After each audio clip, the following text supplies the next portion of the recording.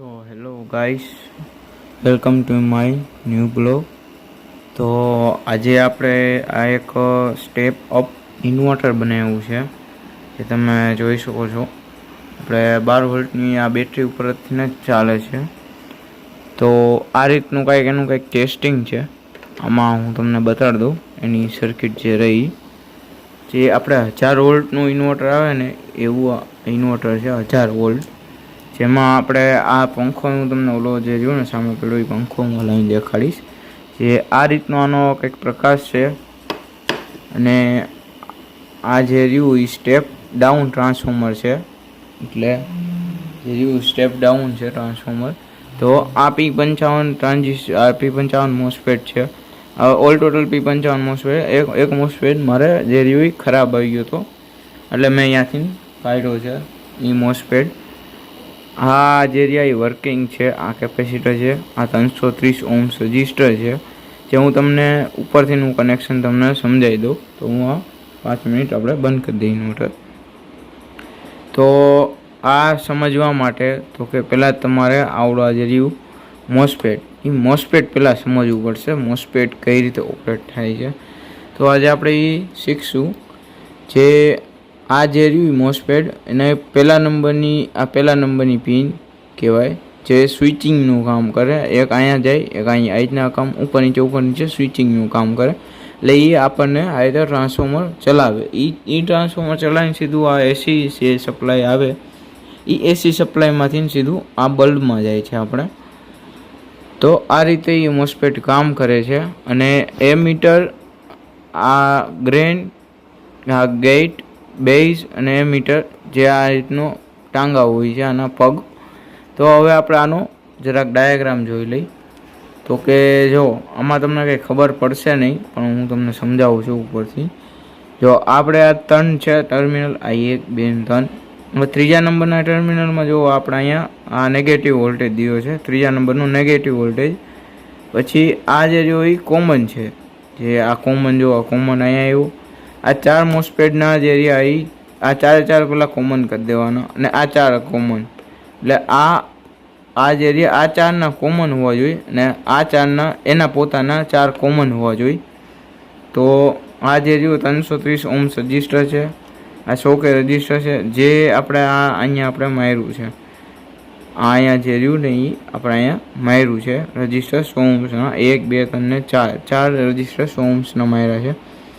તો હવે આ જે રહ્યું 330 ઓહ્મ્સ રજિસ્ટર, જે આપણે જે લાગેલું છે, જો પહેલા નંબરનું જે આ જે રજિસ્ટર જે રહ્યું એ પહેલા નંબરની પહેલી પિનમાં લાગશે, અને એ જશે સીધી બીજા નંબરની પિનમાં. જો આ તમને દેખાતું હોય તો, જે આપણે આ રીતનું કરેલું છે, આ બીજા નંબરની પિનમાં ગયો છે રજિસ્ટર, આ બીજા નંબરની પિનમાં ગયો. હવે 2 રજિસ્ટર, બીજું એક રજિસ્ટર, જે આપણે બીજા નંબરની પિનમાંથી ને પહેલા નંબરની પિનમાં લેવાનું છે. તો કંઈક આ રીતે છે આનો ડાયાગ્રામ. હું તમને ડાયાગ્રામ બી છેલ્લે હું તમને આપીશ, તમે કન્ટિન્યુ વોચ કરજો. અને આ કોઈ ફેક નથી.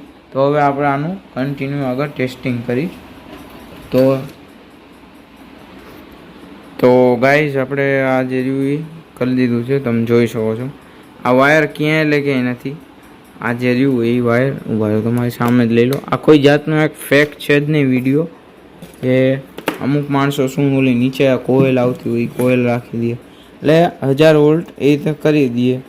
તો એ આપણે કંઈ છે નહીં. તમારે નીચે જુઓ, નીચે જોયેલું, નીચે આપણે કાંઈ લાગેલું છે નહીં, બરાબર. આ કોઈ ફેક છે નહીં. તમે આના કનેક્શન તમે જોઈ લ્યો. જે આપણે છેલ્લો એક છૂટી ગયો છે, તો એને રીતે કનેક્ટ કરી લઈ.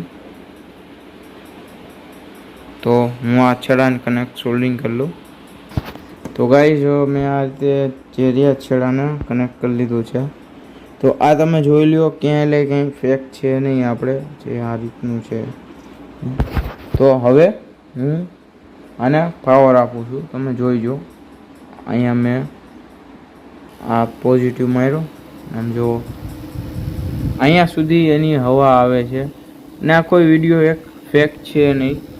હું તમને આનો છેલ્લે ડાયાગ્રામે આપીશ. તો કન્ટિન્યુ તમે વોચ કરજો વિડીયો. તો આ રીતનો કંઈક